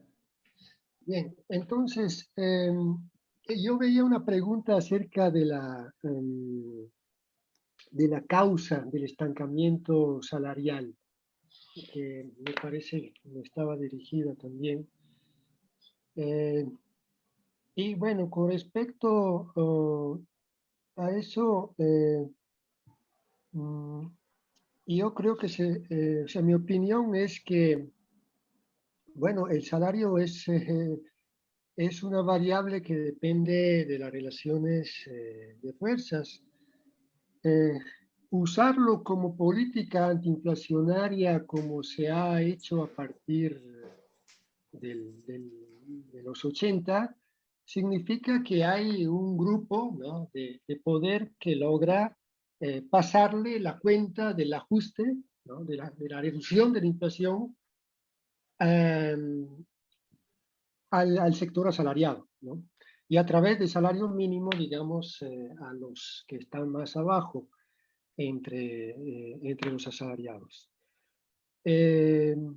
Es una cuestión básicamente política, como nos decía el doctor Pedro, es una variable salario mínimo que depende de decisiones políticas y por lo tanto refleja las relaciones de fuerzas, ¿no?, existentes. Ahora, cómo incentivar la creación de empleo formal en el sur y si una política tipo zonas económicas especiales, diría yo, ¿no? O sea, de crear incentivos para la inversión privada, fiscales, puede servir. Bueno, ahí precisamente es donde hemos trabajado más en el artículo que mencionaba. Y la idea que nosotros estamos tratando de rescatar para el sureste, es la idea del Estado empleador, ¿no?, de última instancia, que del New Deal para acá, ¿no?, ha sido implementada en situaciones de crisis y a veces de manera permanente como estrategia antipobreza, como han hecho en la India, por ejemplo, que es el país que tiene mayor tradición. Y ahí se trata de que el gasto público le entre directamente, no a través de mediaciones, a la creación directa de empleo a favor de los que están más abajo, que no tienen la profesionalidad requerida, que no tienen la productividad que el mercado exige, ¿no? Pero que son personas, ¿no?, y que tienen familias, hijos también. Entonces, darle un trabajo digno y una remuneración digna debe ser una tarea que un gobierno progresista debería poner en primer plano. Entonces, esos programas públicos de empleo, repito, tienen una larga trayectoria. En México no se han aplicado y tampoco se han estudiado. No he encontrado en toda la literatura que he buscado trabajos relevantes de economistas mexicanos. Mientras que hay muchos en Estados Unidos, en Australia, en Europa y en la India, ¿no?, donde la idea se ha implementado más.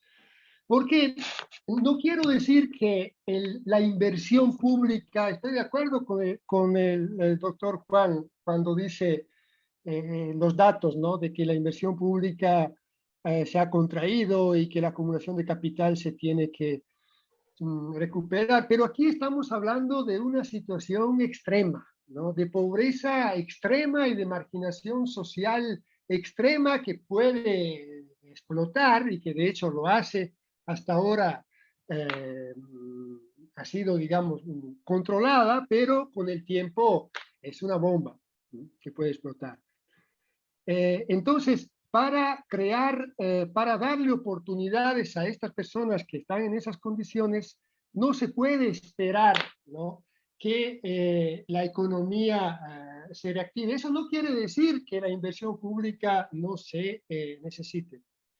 Pero nuestra principal atención ha sido esta, ¿no?, de la creación directa de empleo como estrategia de corto plazo necesaria para aliviar, ¿no?, la situación, digamos, descontrolada que vivimos, ¿no?, en el estado de Chiapas, por lo menos. Entonces, la idea esta de atraer el capital privado en situaciones tan extremas no es viable, ¿no? Y justamente yo creo que el proyecto de la zona económica especial que la anterior administración había tratado de realizar, ha sido dejado de lado porque aunque pueda servir a determinadas condiciones, pero, repito, en situaciones extremas como esta, los programas de creación directa de empleo son más efectivos, pero claro, requieren niveles de gasto consistentes, ¿no? El Sembrando Vida, por ejemplo, es uno entre los programas sociales, es el que más se acerca, ¿no?, a la propuesta que estamos haciendo, y que realmente haría efectivo este salario mínimo. Porque claro, cuando las oficinas de empleo público te aseguran un empleo formal, obligan también al sector privado a implementar ese salario, ¿no?, que las oficinas conceden. Porque obviamente no habría nadie dispuesto a vender zapatos a 50 pesos al día, ¿no?, cuando hay un empleo formal a seguro que te da 3 veces eso, ¿no? Entonces, claro, no digo que sea fácil, pero ha sido viable y en situaciones extremas, bueno, pensamos, ¿no?, que el país, que en Estados Unidos, después de la crisis tremenda, ¿no?, de hace un siglo ya, se salió básicamente a través de programas públicos de empleo masivos, ¿no? Fue lo que dio pie al New Deal y a la salida, ¿no?, de esa crisis epocal. Entonces se necesita algo así, ¿no? Un New Deal para el sureste, diría. Un plan importante dirigido directamente a la formalización del empleo, contando con la mano de obra que hay, porque claro, pensar de que, ¿no?, hay que formar la gente para que pueda entrar con la productividad requerida dentro del mercado laboral, bueno, claro que hay que hacer también eso, ¿no?, pero eso dará resultado en la próxima generación, no en esta. Aquí se trata de sacar de la pobreza extrema a gente que ahora no puede vivir de su trabajo, ¿no?, que creo que es lo peor, una de las cosas peores que a un ser humano le puede pasar, ¿no?, ocupar en familia. Muy bien, gracias, Sí. profesor Diego. ¿Les parece bien la última ronda? Digo, ya estamos a unos minutos de concluir y yo diría para ambos, ¿no? O sea, ya Bruno se adelantó a algunas de ellas. Desde su punto de vista, ¿cuáles son las principales causas de este estancamiento salarial y por qué existe temor de algunos sectores de subir el salario mínimo si en realidad no tiene un efecto sustancial? Son las preguntas que plantea Sonia Gutiérrez. Susana Rojas plantea, ¿verdad?, cómo influye la reducción de la pobreza a través de programas de ayuda a los sectores más vulnerables en indicadores de productividad y en el crecimiento económico. Y bueno, la parte que ya Bruno nos adelantaba, ¿no? O sea, el presidente, pregunta Ever Torres de la UNACH, el presidente de la República, López Obrador, anunció desde el año pasado la creación de la zona libre de la frontera sur. ¿Qué tan beneficioso sería para Chiapas y para la zona sur este incremento en el salario mínimo, así como un decremento en el impuesto sobre la renta e IVA para la población en esta zona? ¿Considerarían una mejoría en las condiciones para al menos esta zona del estado de Chiapas? Yo les pediría un comentario breve y con gusto compartimos ahí las preguntas para que sean de su conocimiento. Adelante, Juan Alberto. Sí, muchas gracias. Bueno, ¿por qué razón ha habido una disminución sustancial del salario mínimo? Creo que ha habido, podríamos mencionar varias razones, pero justamente creo que pensar que nada tiene que ver el sector externo con la determinación del salario mínimo, creo que no es tan adecuado. Si uno considera, por ejemplo, que el cambio de estrategia de crecimiento de nuestro país implicó precisamente la orientación hacia el sector exportador, el cual justamente requiere de costos laborales bajos. Entonces, en efecto, no estamos hablando aquí del salario como tal, pero una forma precisamente de controlar los salarios es precisamente a través del salario mínimo. ¿En qué sentido? Por ejemplo, había alguien que preguntaba, bueno, ¿por qué si el salario mínimo no impacta al salario, por qué entonces no se permite subir? Bueno, como ya se comentó el doctor Bruno, esto es la determinación del salario tiene que ver con una lucha de clases. Entonces, incrementar el salario mínimo también implica un mensaje, ¿cierto? No necesariamente el mensaje, digamos, tiene que haber una realidad concreta de incremento de los salarios, pero incrementar el salario mínimo implica también un mensaje en esta lucha. Entonces, ahí yo creo que precisamente eso, si lo juntamos, pues una estrategia de crecimiento basada en exportaciones, una lucha de clases al interior de nuestro país, pues ha dado lugar a que al que el salario mínimo sea tan bajo a lo largo del tiempo. Ahora, Creo que lo de la implementación de los programas para eliminar la pobreza, decía yo que eso parece ser que ha ayudado más a la reducción de la pobreza que el incremento del salario, y justamente me parece entender que en parte eso es lo que plantea el doctor Bruno. Miren, creo que lo primero que deberíamos de definir es qué implica salir de la pobreza dados los indicadores actuales. Es decir, si una persona hoy día en México sale de la pobreza, creo que una pregunta pertinente sería si de verdad dejó de ser pobre o si dejó de ser pobre dados los estándares planteados institucionalmente. Una persona que gana 5,000 pesos al mes, me parece que difícilmente podríamos pensar que deja de ser pobre. Pero es cierto, dadas las definiciones institucionales, una persona que gana 5,000 pesos al mes dejaría de ser pobre. En ese sentido, estoy completamente de acuerdo que se requieren mecanismos rápidos, concretos, para poder apoyar a las personas más vulnerables de este país. Pero una cosa que no podemos olvidar, me parece a mí que quizá una gran excepción es Cuba, pero en realidad los grandes programas de apoyo a la población, pues se han dado precisamente en los países, por ejemplo, en los países nórdicos, donde se tiene una gran capacidad de producción precisamente a partir del desarrollo de las fuerzas productivas. Yo creo que es cierto, se puede apoyar de manera rápida, concreta, a sectores pobres de la población, pero repito lo que comentaba al final de mi presentación, creo que esa estrategia no es sustentable, no que no sea necesaria hoy, pero no es sustentable creo que en el largo plazo, por varias razones. Ejemplo, porque si seguimos sin un aparato productivo que produzca los bienes y servicios necesarios para consumir en nuestro país, muchos de estos apoyos pueden fugarse en importaciones y eso puede finalmente generarnos otro problema. Entonces, es cierto, creo que se requieren programas de ayuda, eso es, me parece que yo no lo pongo a discusión, pero sí me parece que es también importante generar las condiciones para que haya más crecimiento económico y eso creo que será una forma más sustentable de poder eliminar el problema de la pobreza.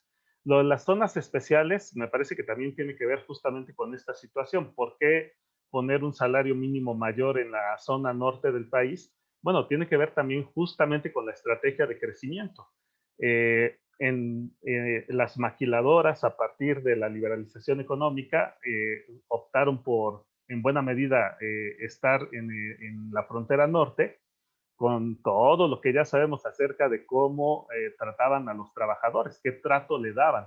Entonces, creo que también tiene que ver con eso y entonces está ligado finalmente con la estrategia de crecimiento. Me parece a mí que entonces se debe de acompañar una medida directa de apoyo a los sectores más vulnerables, pero también un estímulo al crecimiento económico. Por favor, Bruno.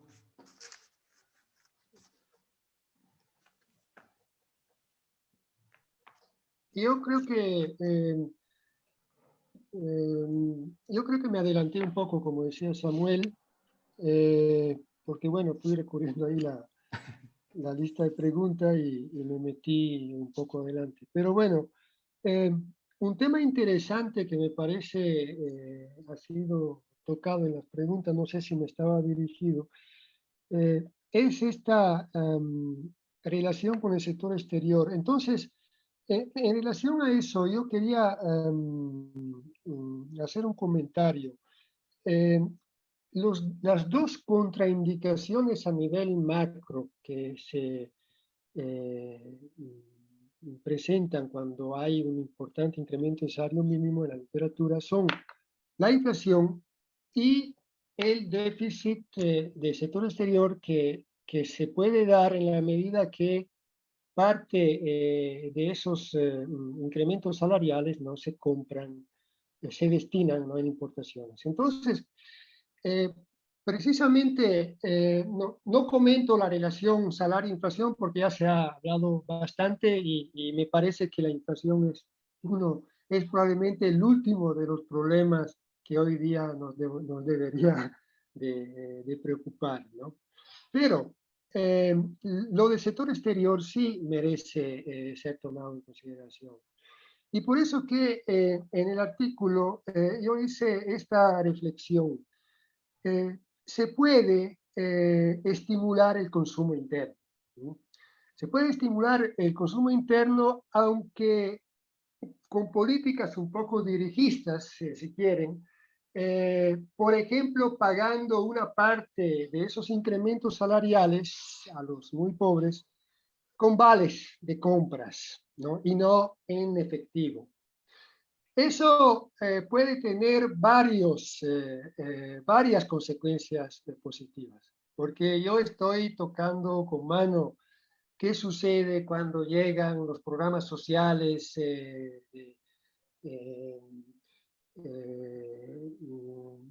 de concesiones monetarias, ¿no?, que eran características de los programas sociales anteriores, ¿no?, pero que siguen también ahora en las comunidades, en las zonas pobres, ¿no?, donde la gente no tiene muchas diversiones, ¿no?, y las busca en cosas que no son deseables, ¿no? Entonces, vincular el incremento salarial también a la compra de productos más saludables, ¿no?, y que mejoren la calidad de vida de las personas, yo creo que es algo que esta pandemia, ¿no?, también nos ha mostrado que se tiene que enfrentar este problema. Y a lo mejor mi solución es un poco drástica, es un poco extrema, ¿no?, y por eso digo, se puede entender como de esa manera, pero bueno, es que la situación es extrema, ¿sí? La situación ahí donde estamos nosotros es extrema. Ahora, de que el salario mínimo no tenga efectos, se mencionaba en una pregunta, bueno, no tenga efectos, tiene efectos macroeconómicos importantes. Mi argumento era reflexionar cómo el incremento del salario mínimo impacta sobre la pobreza y salir de esa idea generalizada que los políticos desafortunadamente no meten en la cabeza, yo creo por desconocimiento propio, también de que incrementar el salario mínimo de por sí quiere decir, ¿no?, menos millones de pobres en el país, cosa que es totalmente irreal. Entonces, el salario mínimo cuenta por qué se ha bajado tanto, por ejemplo. Claro, porque había que entrarle a la inflación de una forma u otra, ¿no? Y a la inflación se le entra por el lado de los costos cuando la inflación, como casi siempre tiene esa causa, ¿no? Y bueno, la parte débil era esa y la actitud sindical también en aquellos años, ¿no?, en los años del pacto 1987, fue la de conceder, ¿no?, conceder, llegando a las consecuencias que hemos comentado en esta mesa, ¿no? Sería todo. Yo lo otro creo que lo he comentado y no me parece bueno, correcto repetirlo. muchas gracias. Realmente esta mesa despertó gran interés de parte de la comunidad y por supuesto que estamos muy interesados en programar una nueva mesa, ¿no? O sea, con la temática, y sería interesante plantear, la verdad, incluso a nivel de conversatorio, ¿no? O sea, y donde, pues, nuevamente, porque estamos ante argumentos encontrados y de repente, digo, desafortunadamente el representante de CONASAMI se tuvo que retirar, pero me parece que podemos programar una mesa y con ese título de conversatorio y por supuesto que si ustedes están de acuerdo, asimismo vamos a dar algunos detalles porque estamos muy interesados en publicar un libro con las discusiones que se tienen este año en el Seminario de Coyuntura y Estructura Económica. Muchas gracias en verdad. Y si te parece, Roberto, ¿quieres invitarnos a la tercera sesión del seminario?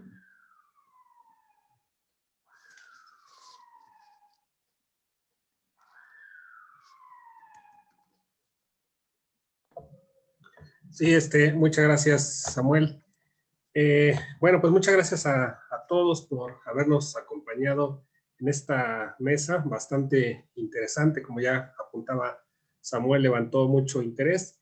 Y pues la invitación es para el día 30 de abril, en el mismo horario, de 12 a 2 de la tarde, donde se va a abordar el tema política económica en México frente a la crisis del COVID-19, donde se estarán platicando cuestiones sobre mercados financieros, sobre política monetaria y algo del tema de exportaciones y el efecto sobre el nivel de empleo. Nos acompañan de la UNAM, Miriam Sosa, bueno, también colabora en la UAM, de FESA Catlán, Kenia García, y de Flaxo Guillermo Ceballos, y de la Universidad de Denison University, Luis Villanueva. Entonces, pues los esperamos ese día por acá en la tercera sesión de nuestro seminario.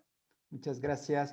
Una invitación al público, ¿verdad?, que nos acompaña, a poner el nombre completo y correo electrónico. Recuerden que al finalizar el calendario del semestre estaremos otorgando constancias, ¿no?, de participación. Gracias, Juan Alberto, Bruno, Santiago, Roberto. Felices vacaciones de Semana Santa, ¿no? Desde casa, por supuesto, ¿no? Muchas gracias, Samuel, Roberto, Santiago. Muchas gracias por la invitación. Gracias al profesor Bruno. Muchas gracias a los presentadores. La verdad que quedaron un montón de preguntas, se armó un lindo debate. Así que, bueno, dejamos participar a los asistentes, pero la verdad que a mí me quedaron muchas preguntas en el tintero.